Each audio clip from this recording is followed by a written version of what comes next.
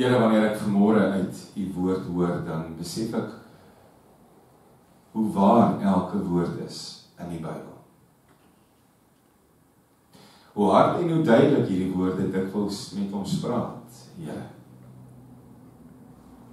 Ek besef ook en ek bely dat ons dikwels Bybel lees wanneer ons moeg is of vaak is, of wanneer ons 'n aftydjie het, of wanneer ons skuldig voel.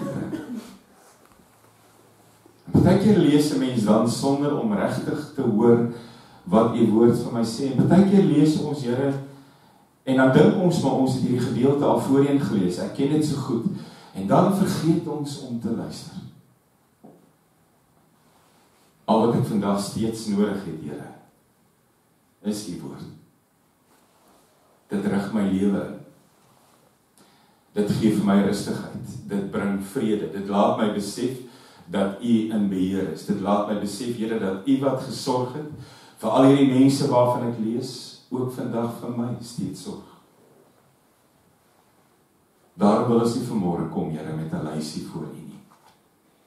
Want dit is wat ons baie keer doen wanneer ons bid. Ons het 'n lysie in ons kop, ons het goed wat ons wil vra, vereistes wat ons wil stel. Ons wil vanoggend kom om dankie te sê.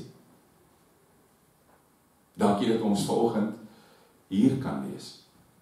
Dankie dat ons kon opstaan, kon klaarmaak, alles wat ons vermoë gehad het om hier te wees. Dankie, Here, vir gister, eergister, môre se borde kos wat voor ons neergesit word. Dankie, Here, vir die planne in ons koppe, vir die gawes waarmee u ons toebedeel het. Dankie vir die geleenthede, Here, wat elke keer op ons pad kom, wat ons net kan aangryp. Dankie, Here, vir familie en vriende. Dankie, Here, vir die voorreg om deel te wees van 'n gesin. Om te mag behoort aan 'n groep mense, Here, waar ek geborge voel en geliefd. Dankie, Here, dat u veilig na ons mense kyk, wat ver is. Dankie, Here, dat ons elkeen van hulle kan opdra aan u en weet, u ken hulle beter as wat ons hulle ken. Dankie, Here, selfs vir moeilike tye. Want dan besef ek waar my krag vandaan kom, Here. Dankie ook vir oomblikke waar ek moet bely. Dis net u en u alleen. Want dan leer ek weer van u. Dankie vir elke kans en elke geleentheid om met u die pad saam te stap en my te verwonder, Here, aan die grootheid van u sorg en die rykdom van u genade. Want u genade met my is baie.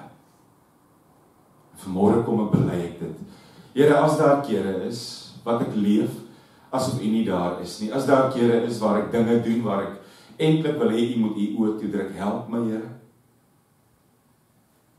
Help my om altyd te besef, u is teenwoordig.